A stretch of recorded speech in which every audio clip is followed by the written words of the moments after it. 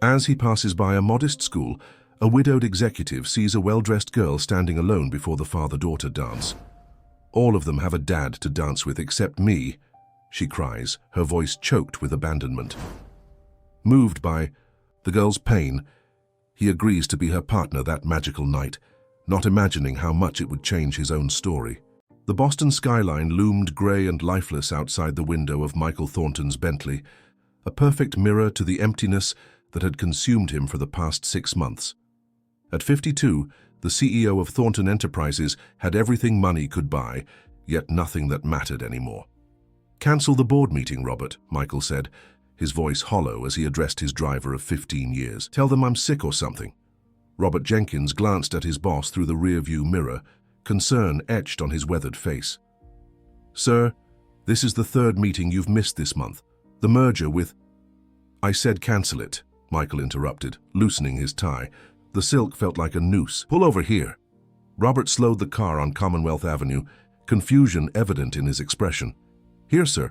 We're nowhere near your office or home." "Exactly." Michael grabbed his coat. I don't know, something real. People living actual lives, not talking about profit margins and stock options." Before Robert could respond, Michael was out of the car, the crisp November air biting at his face. "I'll call you when I need a pickup," he said, shutting the door and walking away without waiting for a response. Michael wandered aimlessly through the Back Bay neighborhood, past brownstones and small businesses, barely noticing the curious glances his tailored suit and designer shoes attracted in this middle-class area. 6 months since Carolyn's passing, and the world still seemed colorless, purposeless. Work, once his passion, now felt like a pointless exercise. He turned down a quieter street, where oak trees lined the sidewalk, their branches nearly bare in the late autumn chill. A small elementary school stood at the end of the block, its brick facade warm against the gray day. A bright yellow banner caught his attention. "Father-daughter dance tonight, 6:30 p.m. Michael checked his watch, 6:15. A painful twinge shot through his chest. Caroline had always wanted children. They'd tried for years before giving up, focusing instead on building their empire. Now the empire stood, but its empress and all their dreams had vanished. As he approached the school, a small figure huddled on the steps came into focus. A little girl, perhaps 8 or 9, wearing a pink dress with a cardigan thrown over it, her hair half-styled with a barrette hanging precariously from one side. She was crying, shoulders shaking with each sob. Michael hesitated. He should walk away. This wasn't his concern. But something, perhaps the vulnerability in her small frame, drew him closer. "Are you okay?" he asked awkwardly, maintaining a respectful distance. The girl looked up, startled. Her eyes were swollen from crying, her cheeks flushed. "My dad was supposed to come," she said, hiccuping between words. "But he didn't. Again. And Mom can't come because she's working a double shift at the hospital." Michael shifted uncomfortably. "I'm sorry to hear that," he said, about to wish her well and continue his walk when she added something that stopped him. "Everyone else has someone," she whispered, looking at her shiny shoes. "Even Emma, whose dad lives in California, flew in for this. I got all dressed up for nothing." The defeat in her voice struck a chord in Michael's hollow chest. 6 months of numbness cracked just enough to let in a fragment of someone else's pain. "What's your name?" he found himself asking. "Lily Mitchell," she sniffled, wiping her nose with the back of her hand. "Well, Lily Mitchell," Michael said, surprising himself with his next words. "I don't have a daughter and you don't have a father here tonight. Perhaps we could help each other out." "Just for the dance?" Lily's eyes widened. "You mean like, be my dad for tonight?" Michael nodded, feeling strangely lighter than he had in months. "If that's okay with you. And with your teachers, of course," he added quickly, realizing how strange this must sound. "I'm Michael Thornton." Lily studied him with the frank assessment only children can manage. "You're wearing a really fancy suit." "I had a business meeting. It got cancelled," Michael explained, offering his hand. "Shall we go inside and see if they'll let me be your stand-in dad for the evening?" Lily hesitated, then placed her small hand in his. "My teacher, Ms. Collins, is by the door. She knows my real dad doesn't come around much." Together they approached the entrance, where a woman with kind eyes and a practical bob was checking names off a list. "Miss Collins," Lily called out, "this is Mr. Thornton. My dad couldn't make it, but Mr. Thornton offered to take me to the dance so I wouldn't miss it. Is that okay?" Rebecca Collins looked from the little girl to the clearly wealthy stranger with understandable concern. "That's unusual, Lily. Maybe we should call your mother first." "Please don't," Lily pleaded. "She's working at the hospital. She feels bad enough already about not being here." Michael cleared his throat. "Ms. Collins, I understand your concern. I'm Michael Thornton of Thornton Enterprises. You're welcome to take my ID, call the police to verify my identity. Whatever makes you comfortable. He glanced down at Lily. "I saw her crying outside and thought no child should miss a special event because of adult problems." Rebecca studied him carefully before making a decision. "I'll need to see your ID, Mr. Thornton, and I'll be keeping a close eye on you both." She smiled slightly. "But I appreciate what you're doing for Lily. She's been looking forward to this for weeks." After checking his identification and making a quick call to the principal, Rebecca allowed them inside. The gymnasium had been transformed with twinkling lights, paper streamers, and a small DJ booth in the corner. Fathers and daughters of all ages filled the space, dancing, laughing, enjoying the photo booth in the corner. Lily led Michael to the punch table, suddenly shy. "I don't really know how to dance," she admitted. "That makes two of us," Michael confessed, taking a paper cup of punch. "My wife always said I had two left feet." "Where's your wife?" Lily asked innocently. Michael's smile faltered. "She's gone," he said simply, not wanting to burden this child with his grief. Lily nodded with unexpected understanding. "My dad's gone too. Not forever gone, but gone from us gone. Mum says he has his own life now." "I'm sorry about that," Michael said sincerely. "It's okay. Mum says we make our own family with the people who choose to stay." Lily looked up at him with earnest eyes. "Thank you for staying tonight." Something warm and forgotten stirred in Michael's chest. "You're welcome, Lily. Now shall we attempt to dance? I can't promise I won't step on your toes."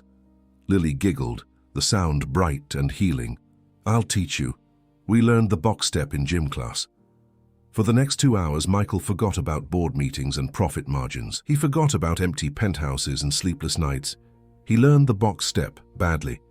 He posed for silly pictures in the photo booth.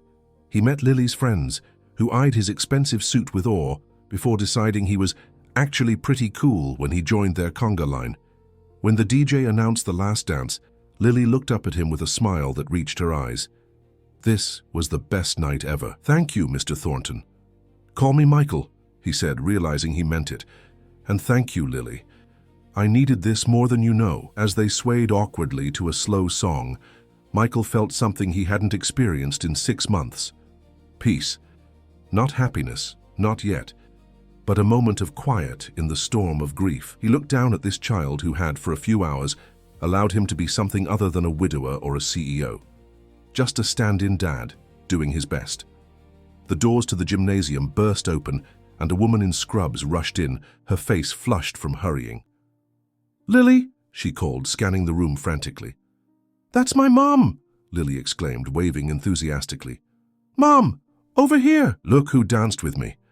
Sarah Mitchell spotted her daughter and rushed over, relief flooding her features before they hardened at the sight of the stranger holding her daughter's hand. "Lily, come here," she said firmly, pulling the child to her side. "Who are you?" she demanded, looking at Michael with suspicion. "Mom, this is Michael. He saw me crying and offered to be my dad for tonight so I wouldn't miss the dance. Ms. Collins checked his ID and everything," Lily explained excitedly. "He even learned to dance." Sarah's expression remained guarded. "Thank you for your kindness, Mr. Thornton," Michael supplied. "Michael Thornton. And it was my pleasure, truly. Your daughter is remarkable." Sarah nodded stiffly, clearly uncomfortable. "We need to go, Lily. Say goodbye." Lily's face fell, but she obediently turned to Michael. "Goodbye, Michael. Thank you for being my dad tonight." Michael knelt to her level. "It was an honor, Lily Mitchell. Thank you for teaching me to dance."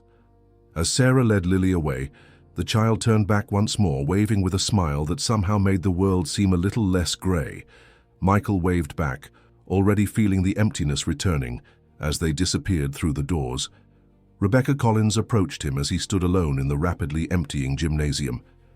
"That was a kind thing you did, Mr. Thornton. It was selfish, actually, Michael admitted. I haven't felt that alive in months. Rebecca smiled knowingly.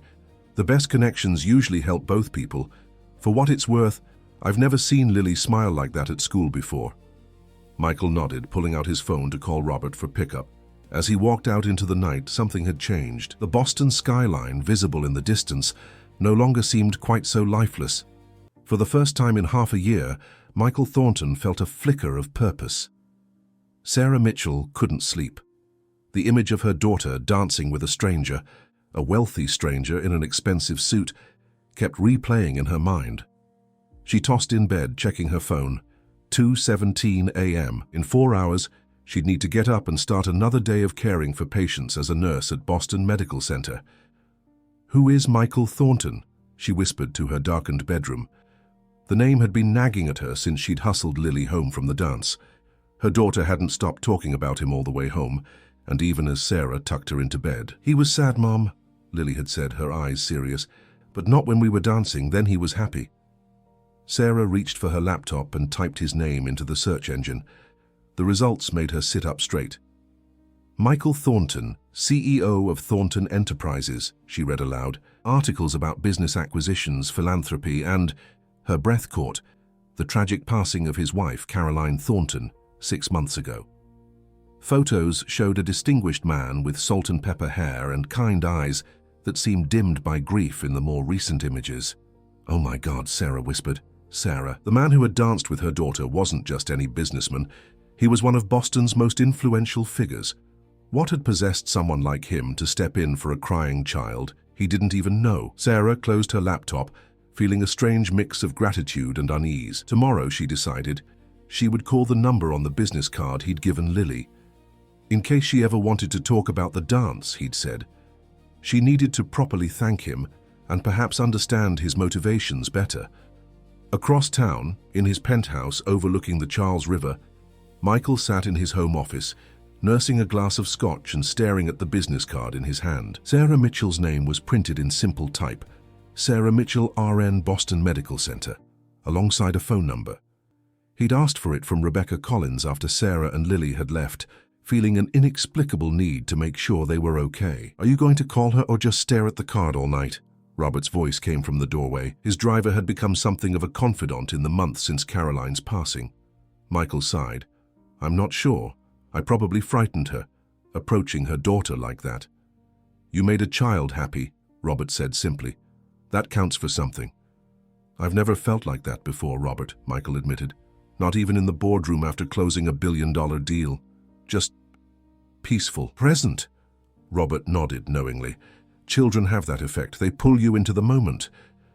"Caroline would have loved her," Michael said softly, the pain of his loss still fresh. "Yes, she would have," Robert agreed. "Mrs. Thornton always had a way with children." The next morning, Sarah's phone rang just as she was helping Lily pack her backpack for school. "Ms. Mitchell, this is Michael Thornton. I hope I'm not calling too early." Sarah's heart jumped to her throat. "Mr. Thornton, I was actually planning to call you today. Please, call me Michael," he said, his voice warm but tentative. "I wanted to apologize if I overstepped last night. It was impulsive of me, but I couldn't bear to see Lily so disappointed." Sarah watched her daughter slip her math homework into a folder, completely unaware of who was on the phone. "No apology necessary," she said carefully. "In fact, I should thank you. Lily hasn't stopped talking about you." A pause. "Really? Really?" Sarah confirmed. "But I would like to understand why. Why would someone like you take time to help a child you don't know?" Another pause, longer this time. "Someone like me," he echoed, a hint of sadness in his voice. "Ms. Mitchell, 6 months ago I lost my wife to a sudden illness. Since then I've been existing, not living. Yesterday I walked out of a board meeting because I couldn't stand another minute of pretending to care about things that suddenly seem meaningless." Sarah's grip on the phone tightened. "I'm sorry about your wife, thank you," Michael said quietly. "When I saw Lily crying on those steps, something just clicked. For the first time in months, I felt something other than grief. I felt needed." Sarah watched Lily humming as she picked out a book to read on the bus. Her daughter, who had been so withdrawn since Jason left, was practically glowing this morning. "Would you like to meet for coffee?" Sarah heard herself asking. "To talk properly?" "I'd like that very much," Michael replied, relief evident in his voice. "When would be convenient for you?" They arranged to meet that afternoon at a small cafe near the hospital during Sarah's break. As she hung up, Sarah wondered what she was doing. This man was from a different world, a world of wealth and privilege she couldn't even imagine. "Who was that, Mom?" Lily asked, zipping up her backpack. "Just a friend," Sarah answered, helping Lily into her coat. "Come on, we don't want to miss the bus." At 3 o'clock, Sarah sat nervously in a corner booth at Riverside Cafe, checking her watch. Her break was only 45 minutes, and she'd already used 5 just getting here. The bell above the door jingled, and Michael Thornton entered. He'd traded yesterday's formal suit for a more casual outfit, dark jeans and a navy sweater that probably cost more than her monthly rent, but the effort to dress down was evident. He spotted her immediately and approached with a tentative smile. "Ms. Mitchell," he greeted her, extending his hand. "Sarah, please," she replied, shaking his hand briefly. "Thank you for coming." Michael slid into the booth across from her. "I should be thanking you for the invitation. I wasn't sure I'd hear from you again after last night." The waitress came, and they ordered a simple black coffee for him, a latte for her. When they were alone again, Sarah studied him, noting the grief lines around his eyes, the slight stoop to his shoulders that spoke of a heavy burden. "I looked you up," she admitted. "You're quite prominent." Michael smiled ruefully. "Don't believe everything you read." "I read about your wife," Sarah said gently. "I'm truly sorry." Michael's eyes clouded briefly. "Caroline was everything to me. We built Thornton Enterprises together. Now it feels like I'm running an empty shell of what we created." Sarah understood loss, though of a different kind. "Lily's father left us when she was 7, she shared. "Just packed up one day and said he needed to find himself. He calls occasionally, promises to visit, then cancels at the last minute, like yesterday."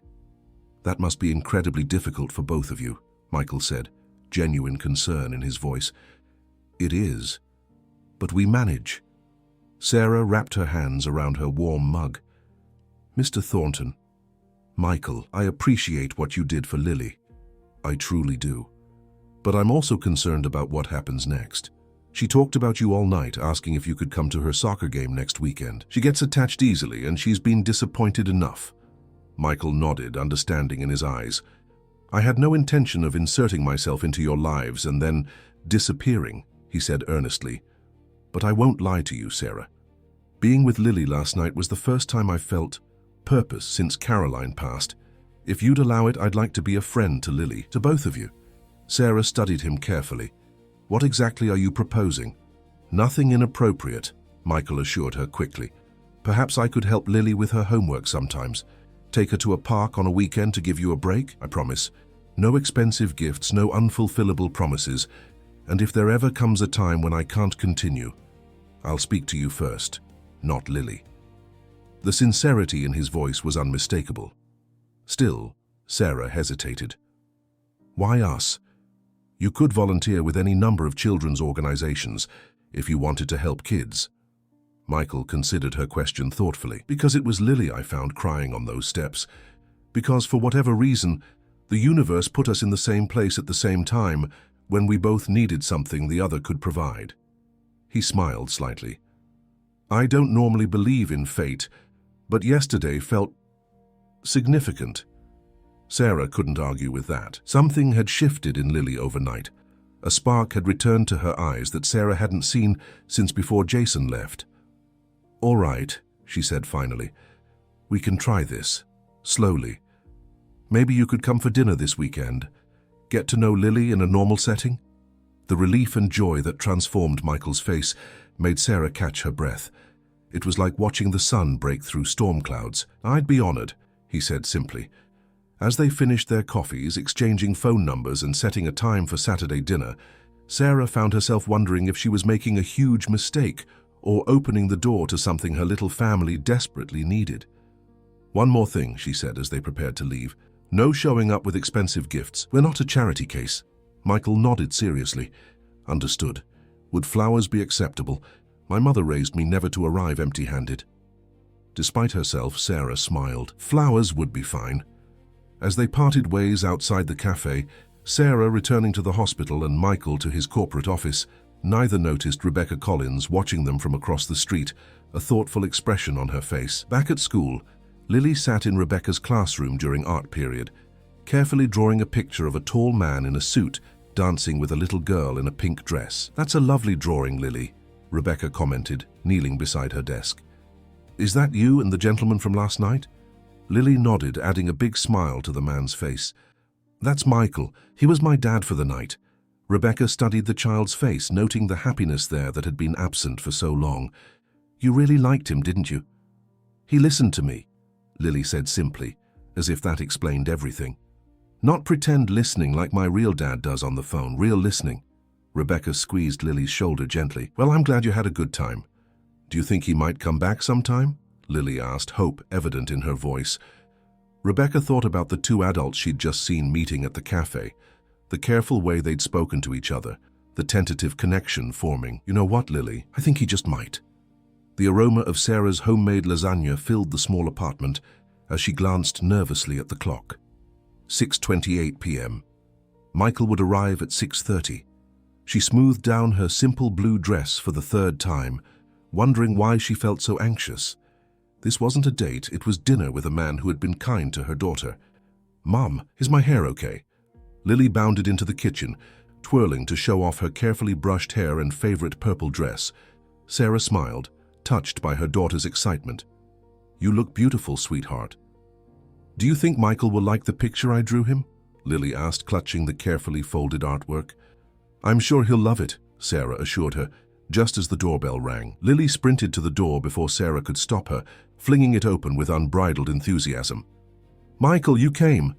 Michael stood in the doorway, a bouquet of cheerful yellow daisies in one hand and a small paper bag in the other. He'd dressed casually again, khakis and a light blue button-down shirt that softened his executive appearance. "I promised I would," he said with a warm smile before looking up to meet Sarah's eyes. "Good evening, Sarah." "Come in," Sarah invited, taking the flowers he offered. "These are lovely, thank you."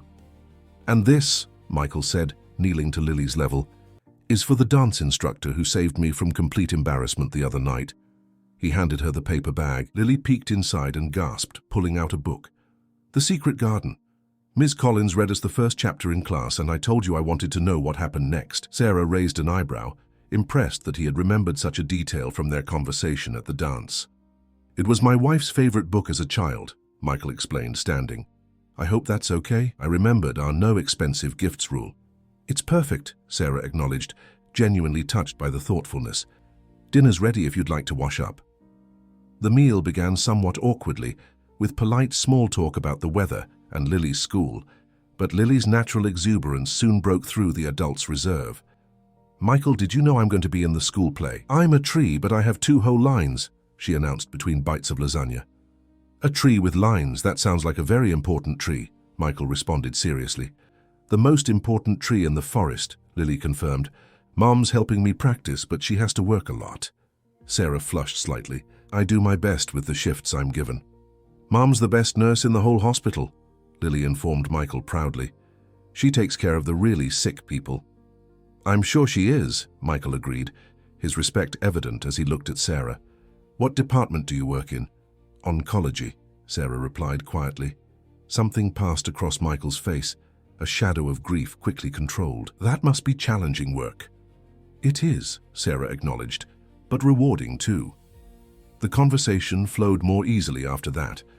Michael shared stories from his college days that made Lily giggle and Sarah smile despite herself. Sarah talked about growing up in a small town in western Massachusetts before moving to Boston for nursing school. Lily regaled them with tales of school adventures and playground politics. By the time they moved to the living room for the homemade brownies Sarah had prepared for dessert, the atmosphere had relaxed completely.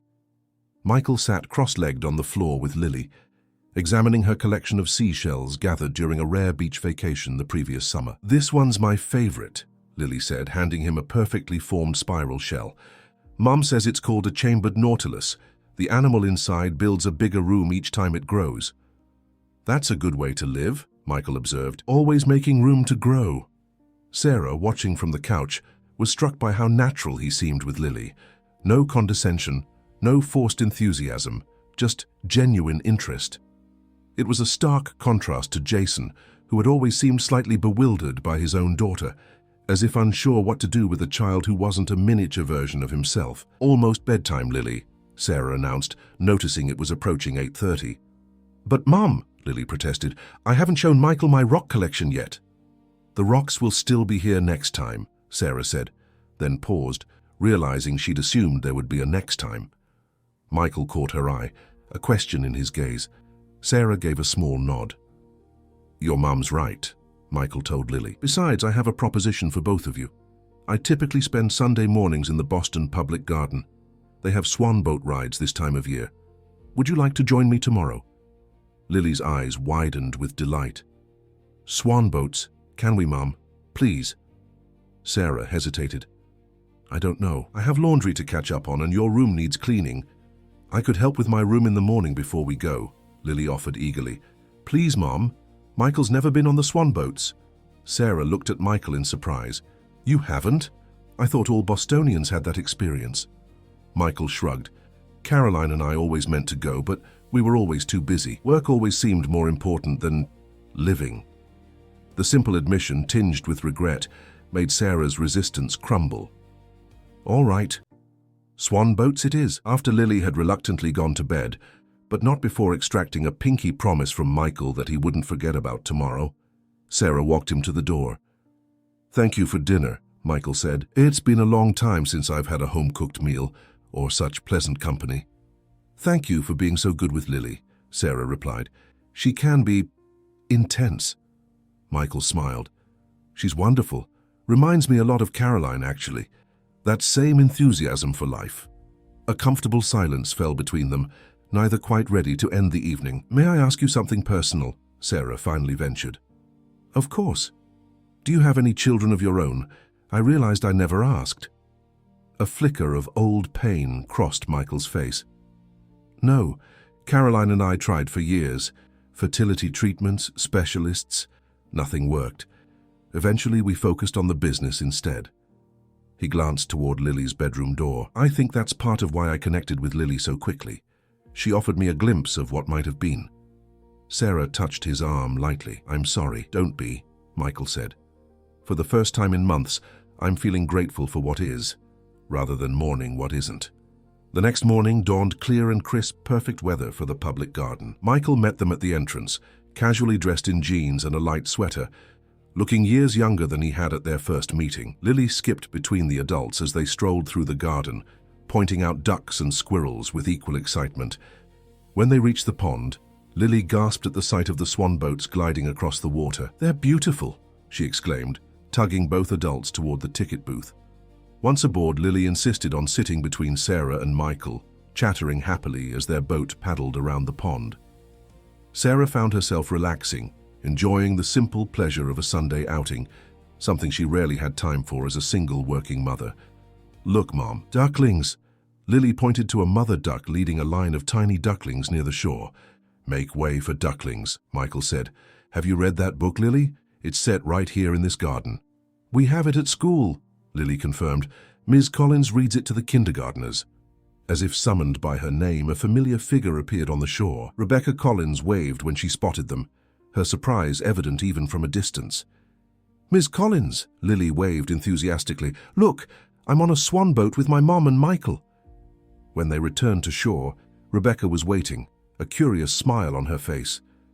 "What a coincidence," she said. "I come here every Sunday to sketch." Introductions were made, and Rebecca fell into step with them as they continued their walk through the garden. Sarah found herself warming to the teacher immediately, recognizing a kindred spirit in the practical, warm-hearted woman. "Lily's been so much more engaged in class these past few days," Rebecca told Sarah quietly, while Lily was showing Michael a particularly interesting tree. "Whatever you're doing, it's working."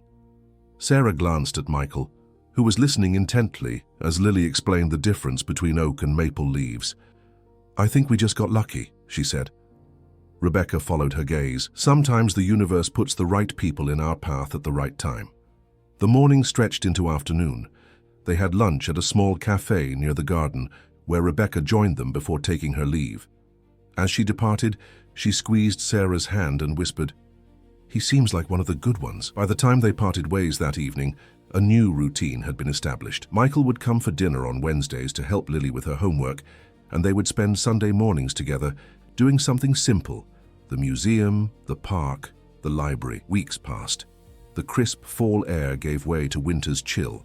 Michael became a fixture in their lives, reliable, thoughtful, never overstepping. He kept his promises to Lily, showing up when he said he would, listening to her stories with genuine interest, helping with science projects and math problems. For Sarah, his presence was both a comfort and a confusion. She found herself looking forward to their time together, appreciating his dry humor and thoughtful insights. Yet she kept a careful emotional distance, wary of allowing herself or Lily to become too attached to someone who might, like Jason, eventually decide that family life wasn't what he wanted after all. Meanwhile, at Thornton Enterprises, Robert noticed the change in his employer. The hollow-eyed man who had emerged from grief's shadow was being replaced by someone engaged with life again. Michael began declining evening business meetings that would interfere with his Wednesday dinners with the Mitchells. He started leaving the office at reasonable hours. He smiled, actually smiled, at his assistant's jokes. "You seem different, sir," Robert observed one evening as he drove Michael to the Mitchells' apartment. Michael glanced up from the children's science book he was reviewing. Lily had a test on the solar system, and he'd promised to help her study. "Different how?" "Present," Robert said simply. "You're present again." Michael considered this. "I suppose I am." "Mrs. Thornton would be pleased," Robert added quietly. Michael looked out the window at the city streets, decorated for the approaching holidays. "Yes," he agreed, "she would." At the Mitchells' apartment, Lily greeted Michael at the door with her usual enthusiasm, immediately pulling him toward the kitchen table where her solar system study materials were spread out. "Neptune is my favorite," she informed him seriously. "Because it's blue, and blue is the best color." "A sound scientific reasoning," Michael teased, settling beside her. Sarah, watching from the kitchen as she prepared dinner, felt a now familiar warmth spread through her chest. Whatever happened in the future, whatever complications might arise, right now her daughter was happy, and if she was honest with herself, so was she. What none of them realized was that their carefully constructed new normal was about to be shattered. In a bar across town, Jason Taylor was scrolling through social media on his phone when a photo caught his eye. His ex-girlfriend and daughter, smiling alongside a well-dressed older man at what appeared to be the Museum of Science. The caption, posted by a mutual friend, read, "Great running into Sarah and Lily today. Looks like they've found a wonderful new addition to their family. Blessed, natch, new beginnings." Jason frowned, an unexpected surge of possessiveness rising in his chest. Who was this man with his daughter? And what right did he have to step into the role Jason had vacated? Draining his beer, Jason made a decision. It had been over a year since he'd seen Lily in person. Perhaps it was time to remind everyone exactly who her real father was. The week before Christmas found the Mitchell apartment transformed. A modest tree sparkled in the corner, decorated with a mix of store-bought ornaments and Lily's handmade creations. Michael had helped them set it up the previous weekend, lifting Lily to place the star on top as Sarah snapped photos, her laughter mixing with her daughter's. Tonight was their small holiday celebration, a week early, since Sarah would be working double shifts over the actual holiday. Michael arrived bearing carefully wrapped gifts, his cheeks ruddy from the cold. "It's snowing," Lily exclaimed, taking his packages and setting them under the tree with ceremonious care. "Maybe we'll have a white Christmas after all." "One can hope," Michael replied, removing his coat. In the 3 months since the father-daughter dance, he'd become comfortable in the Mitchell home, knowing where to hang his coat, which cupboard held the glasses, how Sarah took her tea. Sarah emerged from the kitchen, wiping her hands on a dish towel. Perfect timing. Dinner's just about ready. "Something smells amazing," Michael commented, following her into the kitchen. "Pot roast, my grandmother's recipe," Sarah explained, lifting the lid on a slow cooker. "Nothing fancy, but perfect," Michael finished for her. Their eyes met briefly, a moment of understanding passing between them. Dinner was a lively affair, with Lily dominating the conversation, excited about both the approaching holiday and the school vacation. Michael listened attentively, occasionally catching Sarah's eye with an amused glance when Lily's stories became particularly elaborate. "And then Emma said her family is going to Florida for Christmas, which isn't fair because they get to be warm and have presents," Lily explained between bites. I don't know, Michael mused. Christmas without snow seems wrong somehow. Exactly, Lily agreed emphatically. That's what I told her. After dinner came presents, a tradition they'd decided to observe early this year. Lily's excitement was contagious as she distributed gifts with the serious responsibility of an official Santa's helper. This one's from me to you, Michael, she announced, presenting him with a clumsily wrapped package. Michael opened it carefully, revealing a homemade picture frame decorated with seashells, holding a photo of the three of them on the swan boats, captured by Rebecca during one of their weekend outings. Lily, this is wonderful, he said, genuine emotion making his voice rough. I'll put it on my desk at work. Really? Not at home? Lily asked. At work, Michael confirmed, so I can see it every day when things get stressful. Sarah's gift to Michael was a hand-knitted scarf in subtle grey tones. I know it's not as nice as what you're used to, she began, but Michael cut her off. It's perfect, he said, immediately wrapping it around his neck. No one's made something for me by hand since I was a child. Michael's gifts to them were thoughtful rather than extravagant, a set of professional-grade colored pencils for Lily's growing interest in art, and for Sarah, a vintage copy of Pride and Prejudice that he'd found in a small bookshop after she'd mentioned it, was her favorite novel. As Lily examined her new art supplies, Michael quietly handed Sarah a small envelope. This isn't really a gift, he explained, more of an invitation. Inside was a brochure for a weekend-long science camp at MIT during Lily's February school break. They offer scholarships, Michael explained quickly, seeing Sarah's expression. I didn't presume to pay for it. I just thought she might enjoy it, given her interest in astronomy. Sarah studied the brochure, touched by his understanding of both Lily's interests and Sarah's pride. Thank you. I'll look into the scholarship application. I'd be happy to help with the recommendation letter, Michael offered. No strings attached. The evening wound down with hot chocolate and a holiday movie. Lily fell asleep on the couch between them, her head eventually coming to rest on Michael's shoulder. Sarah watched them, a complex emotion tugging at her heart. In just a few months, this man had become important to both of them in ways she hadn't anticipated. I should get her to bed, Sarah whispered, not wanting to break the peaceful moment. Michael nodded, carefully shifting so Sarah could lift Lily. Let me know if you need help. We've got it, Sarah assured him, gathering her sleeping daughter. Make yourself comfortable. I'll be right back. When Sarah returned, Michael was standing by the window watching the snow fall. It's really coming down, he observed. Sarah joined him, maintaining a careful distance. The weather report said we might get 6 inches by morning. Michael turned to face her, his expression serious. Sarah, there's something I've been wanting to discuss with you. Sarah felt her pulse quicken.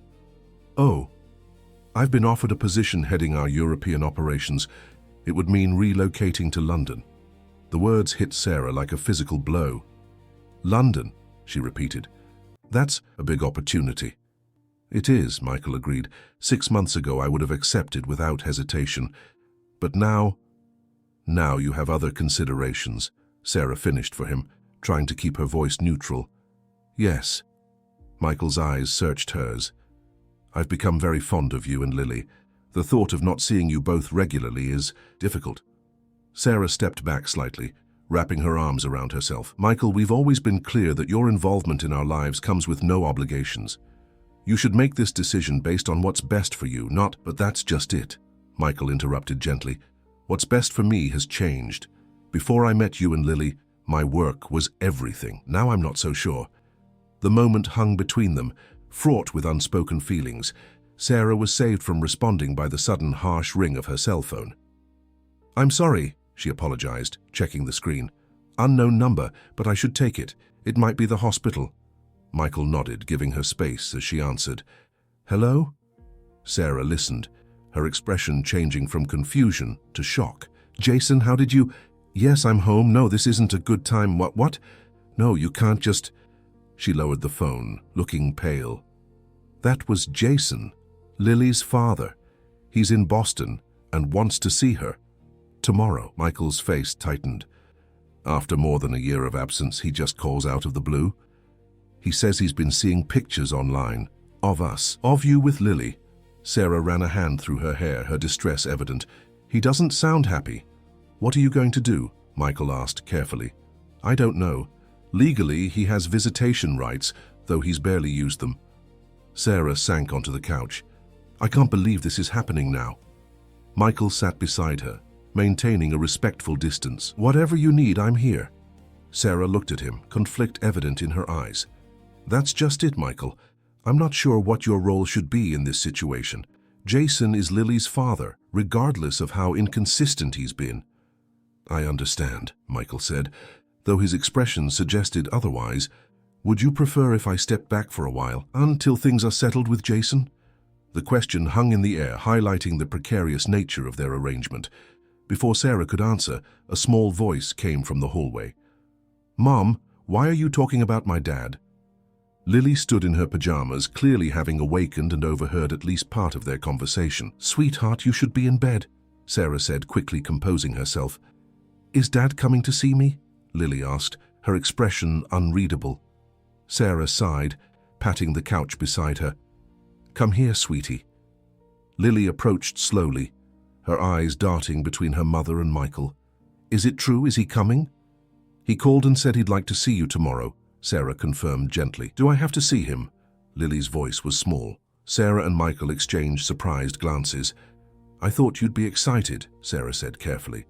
You've missed him. Lily looked down at her hands. I used to miss him, but he never comes when he says he will. And now...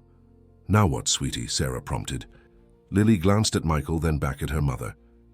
Now I have Michael. He doesn't forget my science tests or cancel our park days.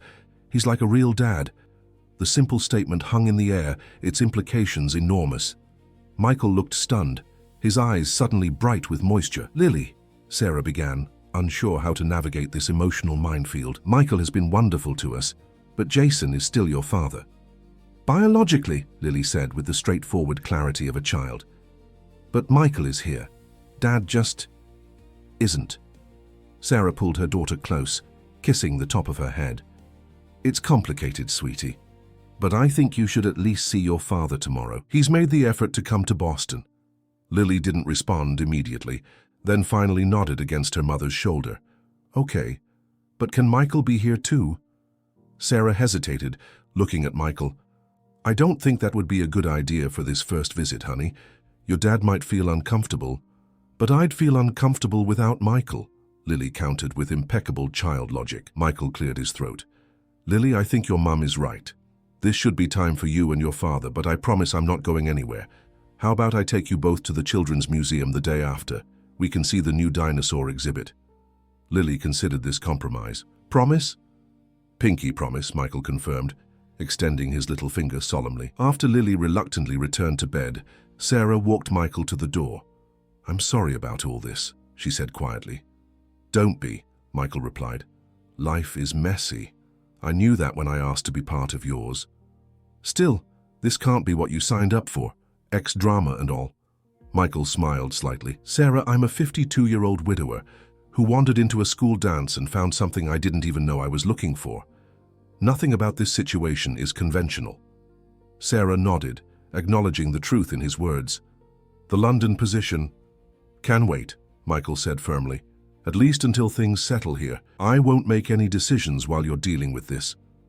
After he left, Sarah leaned against the closed door, her mind racing. In just a few months, Michael had become integral to their lives. The thought of him moving to London created a hollow feeling she wasn't ready to examine. And now, with Jason suddenly reappearing, everything felt precarious. The next morning dawned bright and clear, the previous night's snow blanketing the city in pristine white. Sarah was in the kitchen making pancakes, Lily's favorite, when the doorbell rang. I'll get it, Lily called, but Sarah quickly intercepted her. Let me, sweetheart. Sarah opened the door to find Jason Taylor standing there, looking both familiar and like a stranger. His dark hair was longer than when she'd last seen him, and he'd grown a neat beard. He was dressed casually but expensively, evidence of the lucrative tech job that had always seemed more important to him than his family. Sarah, he greeted her, his smile not quite reaching his eyes. You look good. Jason, she replied neutrally, you're early. Eager to see my girl. he explained, peering past her into the apartment. Where is she? Dad. Lily appeared in the hallway, hanging back uncertainly. Jason's face softened. Hey, Lilypad. You've gotten so tall. Lily approached cautiously, stopping just out of reach. Hi. The awkward reunion moved to the living room, where Jason presented Lily with an extravagant gift, the latest tablet already loaded with games and apps. Wow, Lily said, her initial reserve melting somewhat at the expensive present. Thanks, Dad. Sarah frowned slightly at the obvious attempt to buy affection, but said nothing. As Jason chatted with Lily, asking surface-level questions about school and friends, Sarah noticed how often he checked his phone, how his attention seemed divided. So, Lily, Jason finally said, leaning forward with forced casualness, tell me about this man you've been spending time with, the one in the photos. Lily's face lit up immediately. Michael, he's the best. He helped me build a model of the solar system for science class, and we go to the museum every other Sunday, and he knows all about rocks and stars and... Sounds like you two are pretty close, Jason interrupted, a hard edge to his voice. Uh-huh, Lily confirmed, oblivious to the tension. He was my dad at the father-daughter dance when you didn't come. Jason's expression darkened. I told you I was stuck in Seattle on business. You always are, Lily said simply, without accusation, just stating a fact. Sarah intervened before things could escalate. Lily, why don't you show your dad your art portfolio? The one Ms. Collins helped you put together. As Lily ran to fetch her artwork, Jason turned to Sarah, his voice low and angry. What the hell, Sarah? You've got some rich guy playing daddy to our daughter. He's a friend who has been kind to Lily, Sarah replied evenly, which is more than I can say for you these past 18 months. I've been building my career, Jason snapped, and sending child support. Irregularly, Sarah corrected, and money isn't the same as presents. So you replaced me with the first man who showed interest? Sarah's temper flared. We didn't replace you, Jason. You weren't here to replace. You chose to leave, remember? To find yourself? Before Jason could respond, Lily returned with her portfolio, breaking the tense moment. The rest of the visit proceeded with superficial pleasantness, though Sarah could feel Jason's resentment simmering beneath the surface. When it was time for him to leave, Jason knelt to Lily's level. I'm going to be in town for a few more days. How about we spend the day together tomorrow, just us? Lily hesitated, glancing at her mother. I can't tomorrow. Michael is taking us to the Children's Museum to see the dinosaur exhibit. Jason's jaw tightened. Can't you reschedule? I've come all this way to see you. But Michael promised, Lily said, confusion evident on her face, and he never breaks his promises. The implication that Jason did break promises hung in the air between them. Jason stood abruptly. Fine, another time then. After he left, Lily turned to Sarah. Did I make Dad mad? Sarah hugged her daughter close. No, sweetheart. Dad's just adjusting to how things have changed while he's been away. That evening, as Sarah was putting Lily to bed, her phone buzzed with a text from Jason. We need to talk, alone, tomorrow morning. Sarah stared at the message, a sense of foreboding settling over her. Whatever Jason wanted to discuss, she doubted it would be pleasant. And she was right to worry, for across town, Jason was meeting with a lawyer, inquiring about his rights as Lily's biological father, and what it would take to enforce them. Sarah met Jason at a coffee shop near her apartment, arriving early to secure a corner table away from other patrons. She nursed her coffee, anxiety knotting her stomach as she waited. When Jason finally walked in, 15 minutes late, his confident stride and designer clothes reminded her of everything that had initially attracted her to him, and everything that had eventually driven them apart. Thanks for meeting me, Jason said, sliding into the chair across from her. No apology for his tardiness. You said we needed to talk, Sarah replied, keeping her voice neutral. So talk. Jason leaned forward, his expression serious. I don't like what's happening with Lily. What exactly do you mean? This man, Michael, inserting himself into my daughter's life, taking my place. Jason's jaw tightened. I saw how she looks at him, Sarah, like he's her hero or something. Sarah took a careful breath. Michael has been consistent and supportive.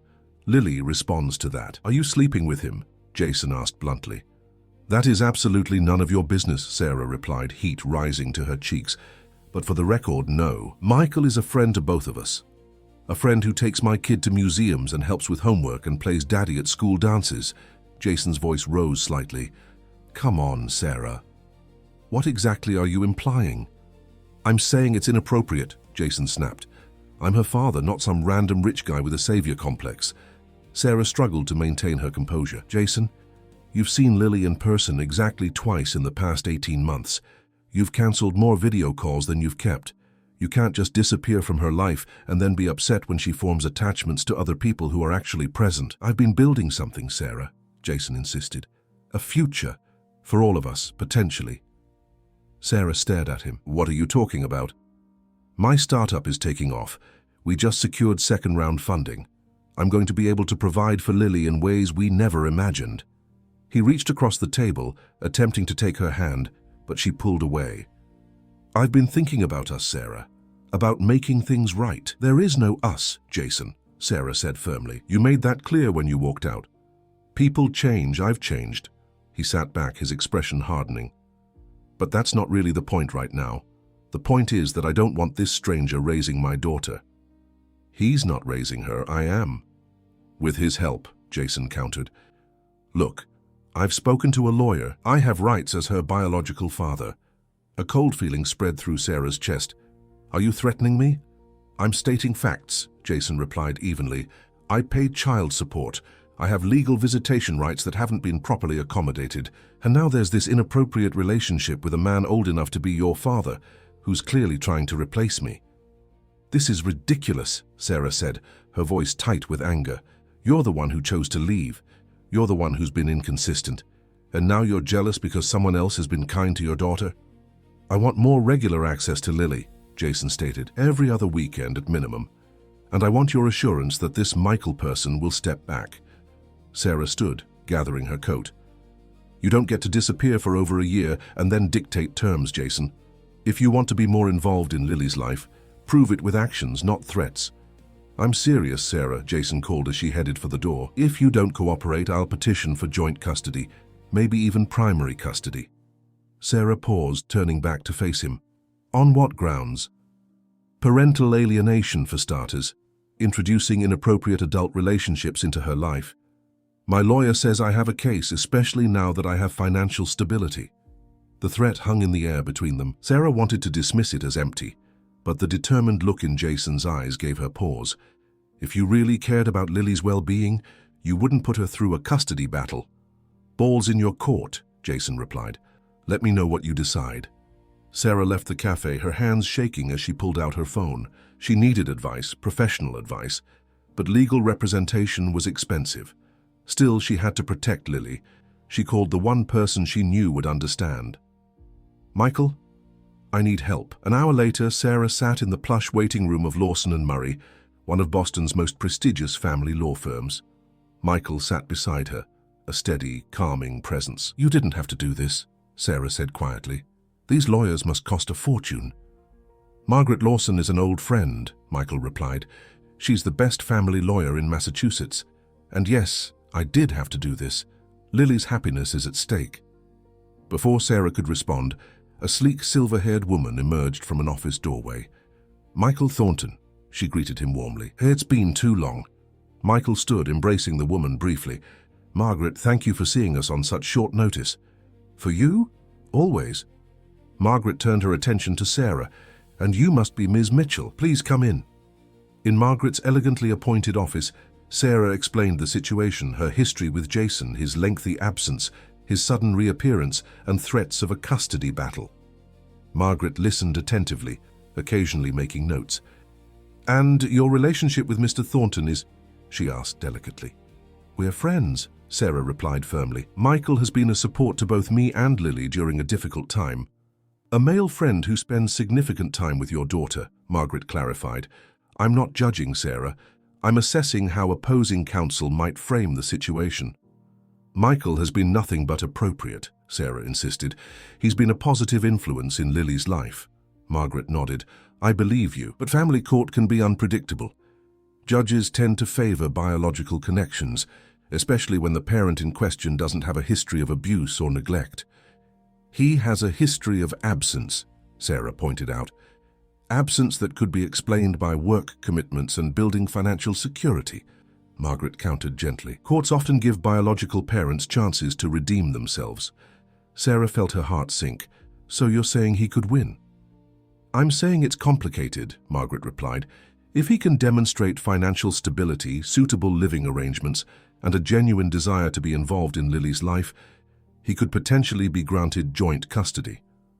That would devastate Lily, Sarah said. She needs stability, not a father who drops in and out of her life on a whim.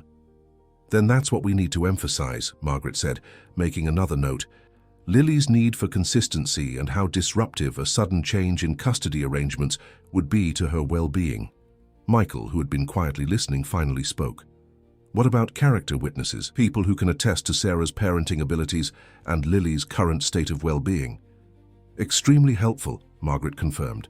Teachers, healthcare providers, neighbors, anyone who has observed your family dynamic. Rebecca Collins, Sarah said immediately.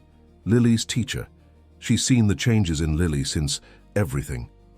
Margaret nodded approvingly.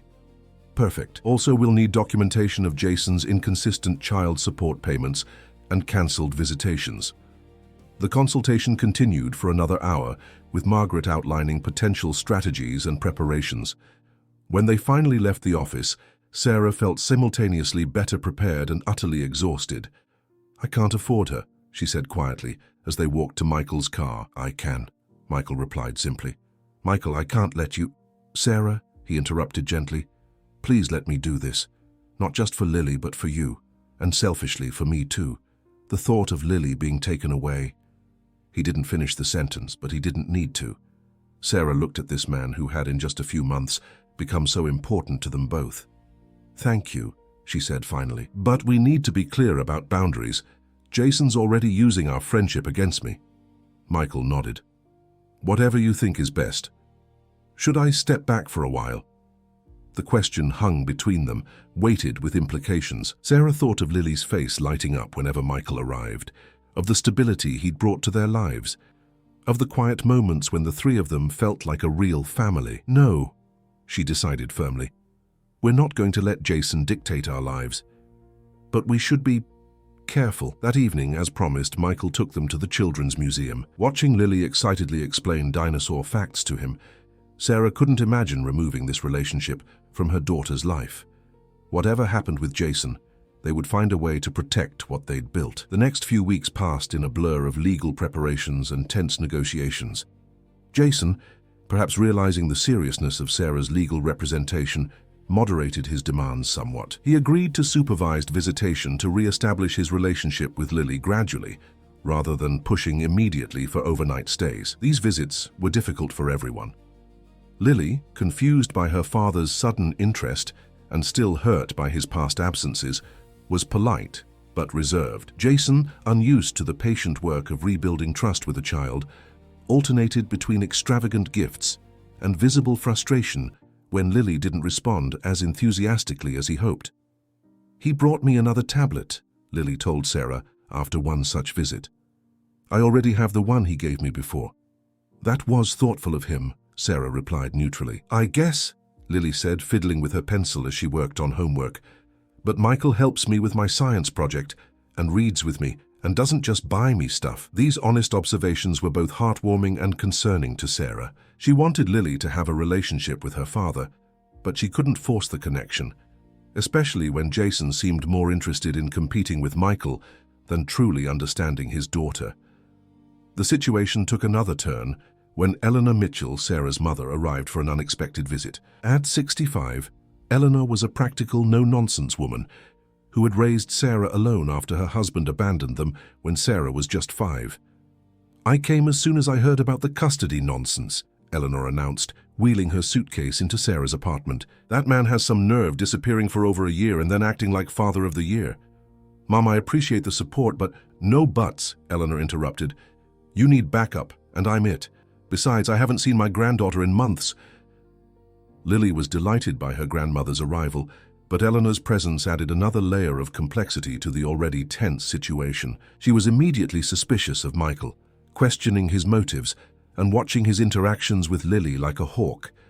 "He's too old for you," she told Sarah bluntly after meeting Michael for the first time. "It's not like that, Mom," Sarah insisted.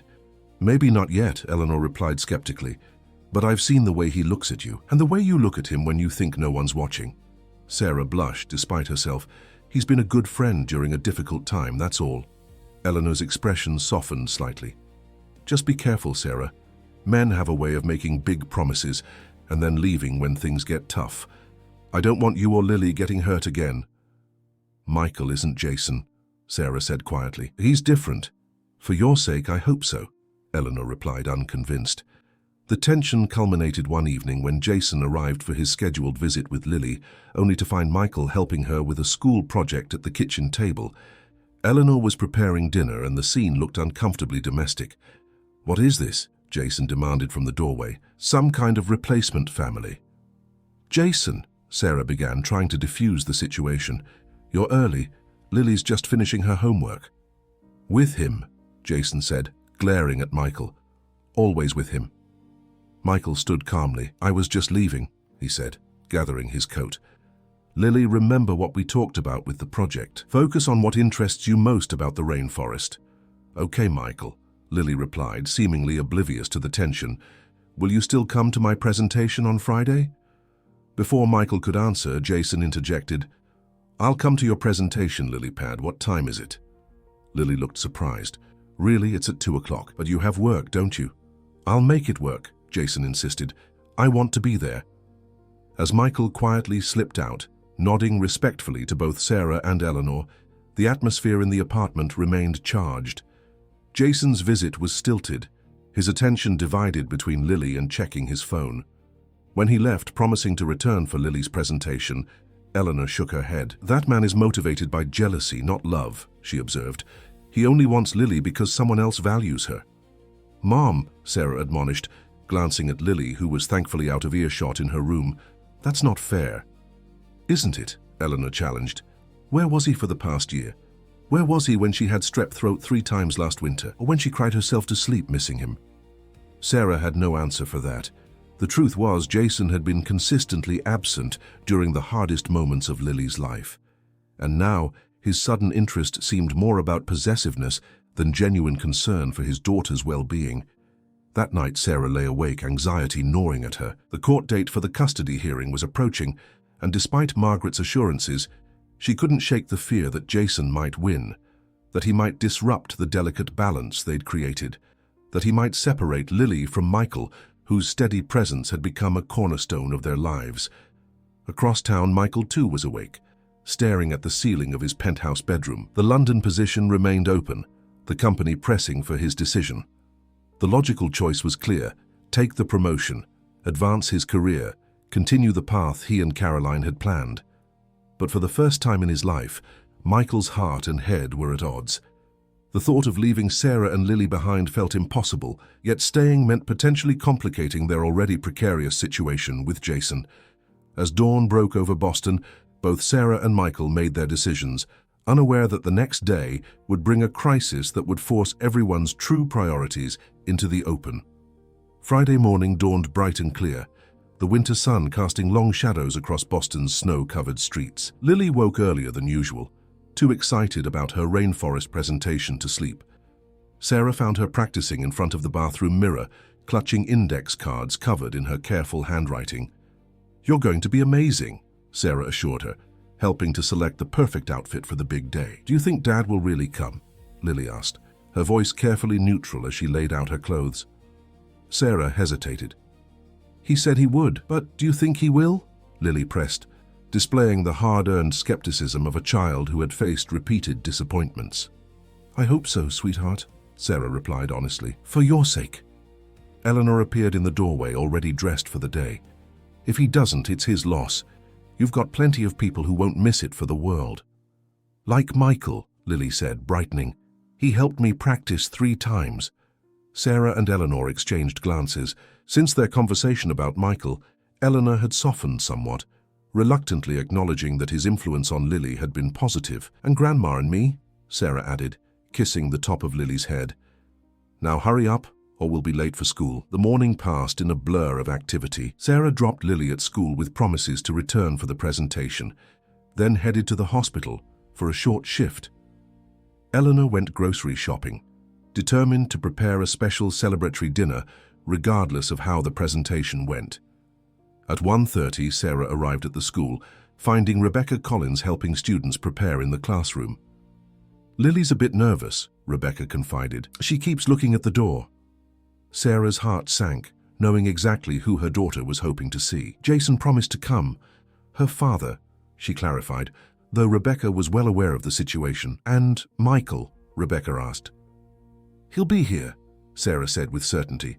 Michael had never once broken a promise to Lily. As parents began filtering into the classroom for the presentations, Sarah saw Michael arrive, dressed in a casual sweater rather than his usual business attire.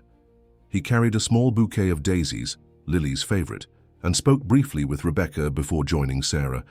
"How is she?" he asked quietly. "Nervous?" Sarah replied. "She's worried Jason won't show." Michael's expression tightened briefly, but he said nothing. They found seats together near the front, saving a place for Eleanor, who would arrive shortly. By 1:55, there was still no sign of Jason. Lily, arranging her poster board at the front of the room, kept glancing anxiously at the door. Sarah felt her phone vibrate in her purse and checked it discreetly. A text from Jason. "Stuck in meeting, can't make it. Tell Lily sorry." Sarah closed her eyes briefly, steeling herself for her daughter's inevitable disappointment. When she looked up, Michael was watching her, understanding in his gaze. "He's not coming," she whispered. Michael nodded once, then stood and approached Lily at the front of the room. Sarah watched as he knelt beside her daughter, speaking softly. Lily's face fell momentarily, then brightened as Michael said something that made her smile. He handed her the daisies, and she hugged him tightly before returning to her preparations with renewed determination. When he returned to his seat, Sarah asked, "What did you tell her?" "That her father was stuck at work but sent his love, and that sometimes grown-ups make mistakes when they're trying to figure out how to balance work and family," Michael replied. "And that no matter what, she has people here who are incredibly proud of her and can't wait to hear about the rainforest." Sarah reached for his hand, squeezing it gratefully. "Thank you." Eleanor arrived just as the presentations began, sliding into the seat they'd saved. She raised an eyebrow at Sarah and Michael's joined hands but said nothing, focusing instead on her granddaughter. Lily's presentation was flawless. She spoke clearly and confidently about rainforest conservation, displaying knowledge well beyond her years. When she finished, her classmates applauded enthusiastically, and Rebecca beamed with pride. "She's remarkable," Michael whispered to Sarah. "Yes, she is," Sarah agreed, blinking back tears of pride. After the presentations, as parents and children mingled over cookies and juice, Rebecca approached Sarah. "Lily mentioned her father couldn't make it," she said carefully. She seemed to take it in stride. "Thanks to Michael," Sarah replied, watching as Michael listened intently to Lily's explanation of her poster board, while Eleanor snapped photos. Rebecca followed her gaze. "You know, I've been teaching for 15 years. I've seen all kinds of family dynamics." She paused, choosing her words carefully. "What matters to children isn't biology, Sarah. It's consistency. It's knowing the adults in their lives will show up, not just for the big moments but for the ordinary ones too." Sarah nodded, unable to speak past the lump in her throat. "For what it's worth," Rebecca continued, "I've never seen Lily as happy and secure as she's been these past few months. Whatever you're doing, it's working." The celebratory mood continued as they left the school, planning to head home for Eleanor's special dinner. None of them noticed Jason's car parked across the street, or his bitter expression as he watched the four of them walking together, looking for all the world like a complete family. Later that evening, as Sarah was washing dishes, while Eleanor and Lily played a board game in the living room, her phone rang. Michael had left earlier, after promising to join them for their regular Sunday outing to the Museum of Fine Arts. "Sarah Mitchell?" an unfamiliar voice asked when she answered. "Yes, this is she. This is Boston Memorial Hospital. We have a Jason Taylor here in the emergency room. You're listed as his emergency contact." Sarah's heart stuttered. "What happened? Is he all right?" "He's stable," the voice assured her. "He was in a minor car accident, nothing life-threatening, but he's asking for you, and for his daughter." Sarah glanced at Lily, happily moving her game piece around the board with Eleanor. I'll be there as soon as I can, she said, hanging up. After explaining the situation to Eleanor and assuring Lily that her father would be fine, Sarah arranged for a neighbor to stay with Lily while Eleanor accompanied her to the hospital. Despite everything, Jason was still Lily's father, and Sarah knew she needed to be there. At the hospital, they found Jason in a curtained area of the emergency department, his arm in a sling and a bandage across his forehead.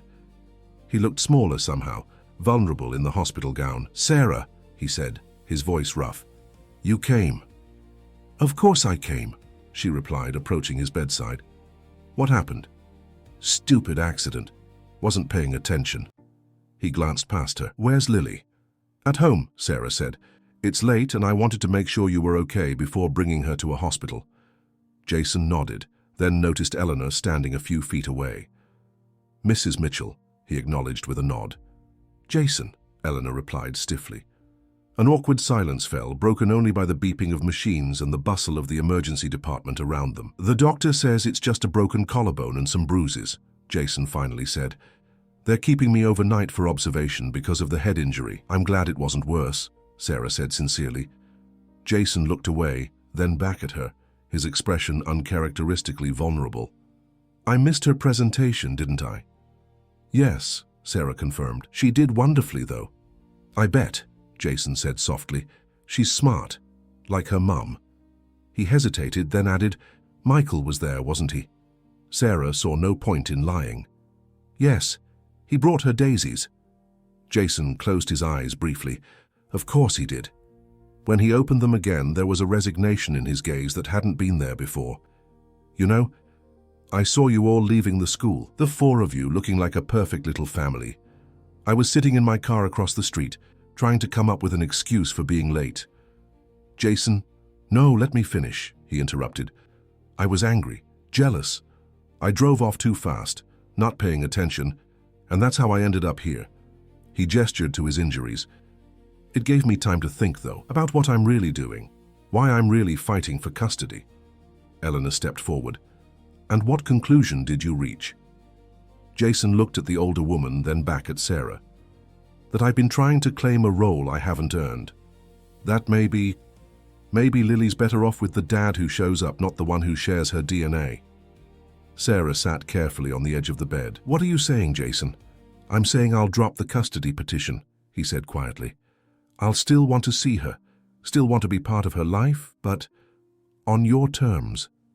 When it works for Lily, not just when it's convenient for me." Sarah studied him, searching for any sign of manipulation or deceit, but found only tired honesty in his face. "Why the change of heart?" "Seeing you all together," Jason admitted. "Realizing that while I've been chasing success and freedom, someone else has been doing the work of being a parent, and seeing myself clearly for the first time in years." He gave a small, self-deprecating laugh. "Nothing like a car accident to give you perspective." Eleanor approached the bed, her expression softening slightly. "I raised Sarah alone after her father left," she said.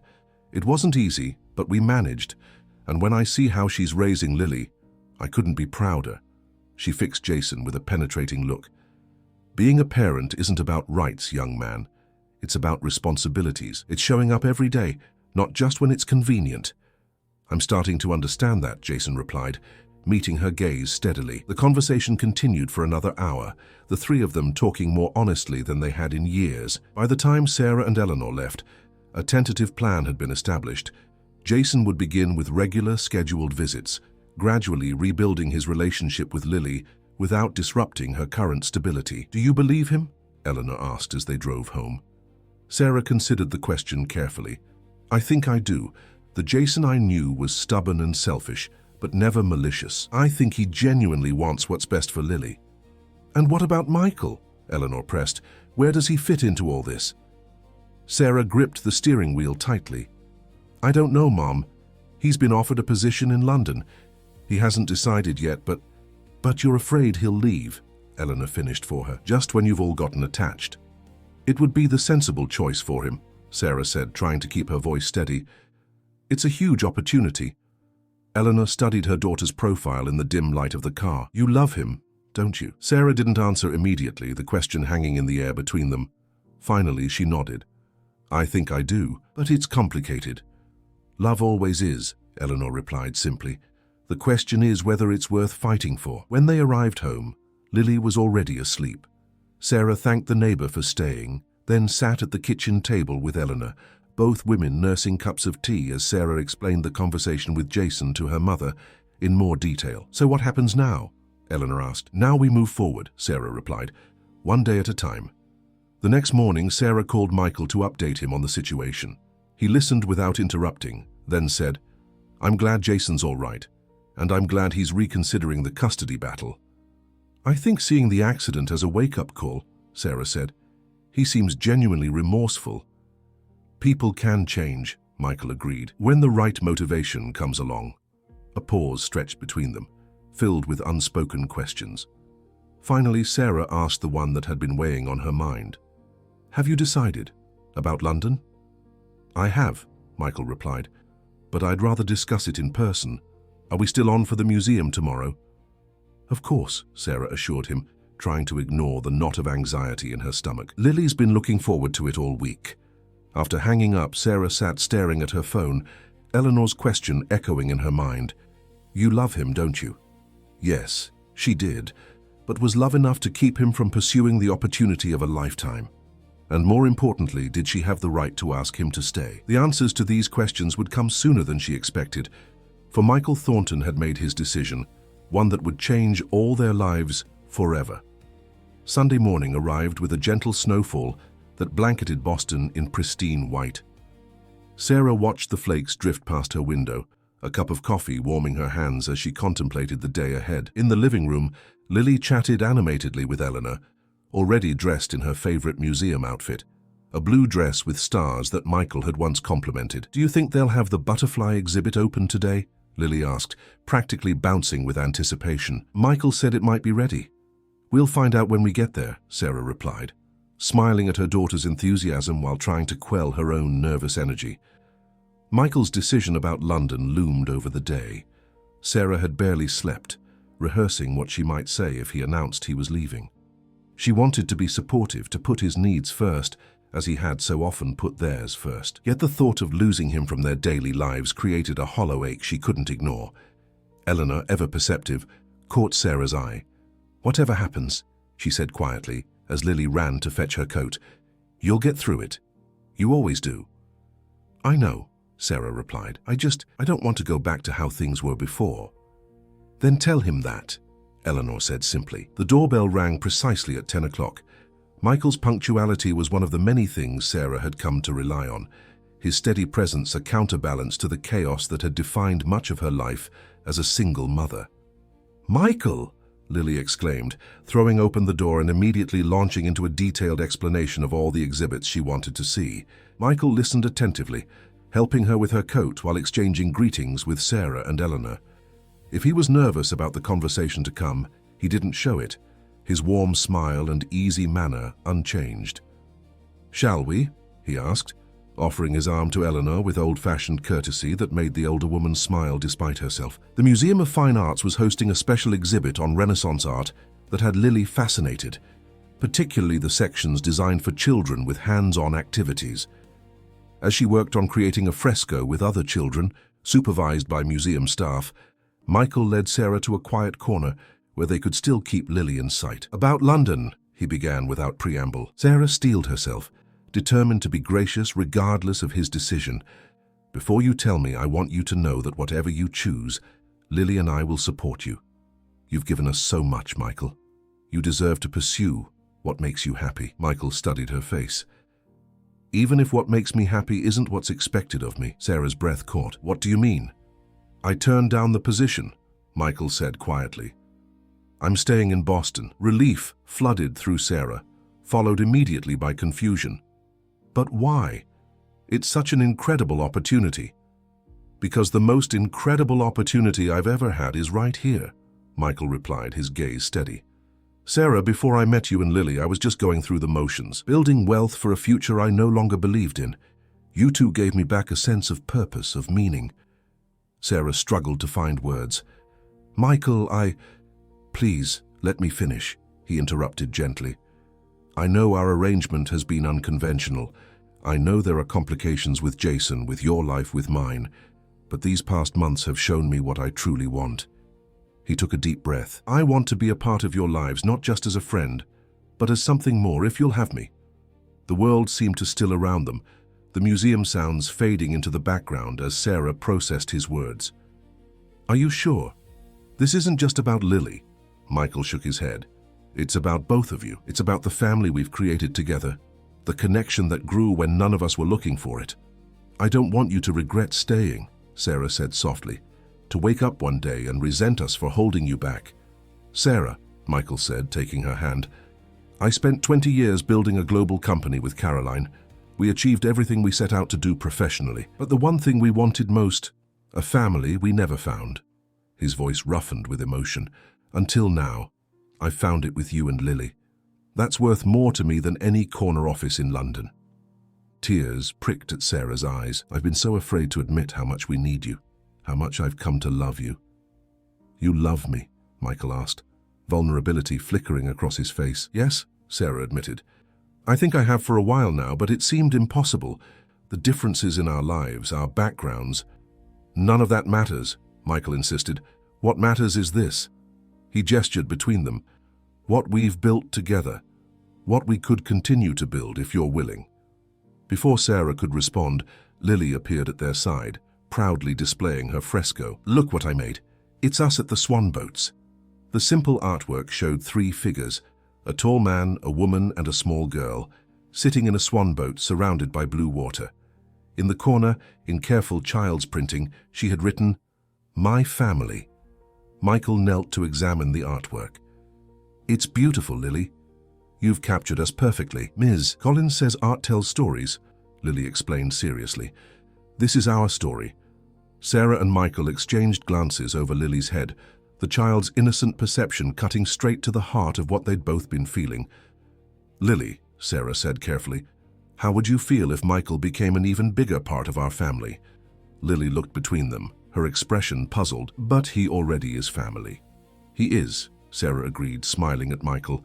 "But sometimes adults need to catch up to what children already know." The rest of the museum visit passed in a haze of quiet joy. Eleanor, observing the change in their demeanor when they rejoined her, raised a knowing eyebrow but said nothing, simply squeezing Sarah's hand in silent support. That evening, after Lily had gone to bed and Eleanor had tactfully retired early to her room, Sarah and Michael sat on the small balcony of the apartment, watching the city lights twinkle against the night sky. "There's something else I wanted to discuss with you," Michael said, his voice serious. "About Jason." Sarah tensed slightly. "What about him?" "I spoke with Margaret Lawson yesterday. She suggested that, given Jason's new willingness to cooperate, we might consider a different approach to formalizing our situation."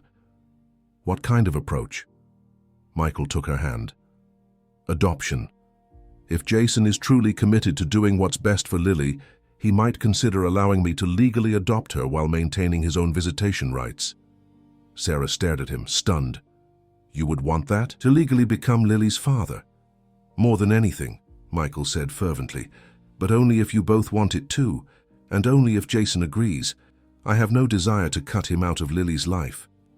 "It's a lot to ask of him," Sarah said slowly, "to legally give up his parental rights." "It is," Michael acknowledged, "but it would provide Lily with the security of knowing that no matter what, I'll always be there for her, legally and emotionally." Sarah considered this, imagining Lily's face if she understood what Michael was proposing. "We can discuss it with Jason when he's recovered," she decided. "No pressure, just an open conversation about what's best for Lily." Michael nodded, squeezing her hand. "That's all I ask." In the weeks that followed, life took on a new rhythm. Jason was released from the hospital and, true to his word, formally withdrew his petition for joint custody. Instead, he began a schedule of regular Sunday afternoon visits with Lily, short at first, then gradually lengthening as they rebuilt their relationship. To everyone's surprise, it was Jason who brought up the topic of adoption during a meeting with Sarah and Michael.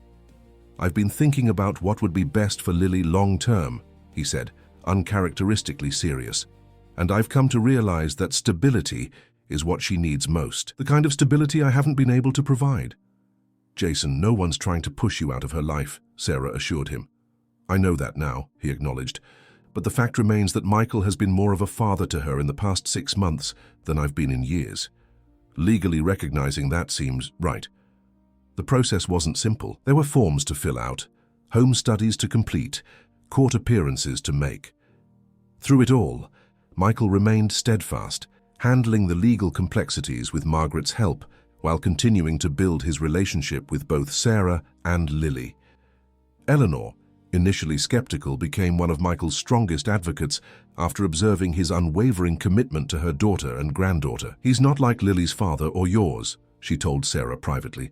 "He's a man who knows the value of family." 6 months after the museum conversation, on a bright spring day, Michael, Sarah, and Lily stood before a family court judge as the adoption was finalized. Jason was present, his expression a complex mixture of sadness and acceptance, as he legally transferred his parental rights while maintaining visitation privileges. "Lily Mitchell Thornton," the judge announced, making the name change official. "Congratulations to your new family." Outside the courthouse, Rebecca Collins waited with a small celebration, cupcakes and balloons for Lily, and heartfelt congratulations for the adults. She had become a dear friend to Sarah over the months, their shared commitment to Lily's well-being forging a bond that extended beyond the classroom. "I knew from that first dance," Rebecca told Michael quietly, as they watched Lily showing off her new name certificate to Jason. "Some connections are just meant to be." That evening, Michael hosted a celebration at his penthouse, soon to be their home as they decided to merge households after a small intimate wedding planned for the summer. Lily explored the space with wonder, especially delighting in the room Michael had prepared for her, complete with a telescope positioned to view the stars through the large windows. "This is really going to be my room?" she asked in awe, running her hand over the astronomy-themed bedspread. "All yours," Michael confirmed, "though we can change anything you don't like." "I love everything," Lily declared, hugging him tightly. "I love you, Dad." It was the first time she had called him that, the word hanging in the air between them, precious and profound.